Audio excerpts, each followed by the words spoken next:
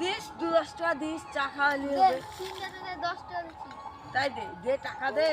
দিব টাকা দিলে টাকা বাড়িতে দিবি না দে শালাই শালাই মুলাতি বাড়িতে যে বুঝবি আমার তো 10 টাকা হইল ভালোই হলো চুলার কাছে পেয়ে গেছি হাঁসের ডিম দিন নিয়ে তো 10 টাকা সালা ফাইটে ভাজি করে খাবো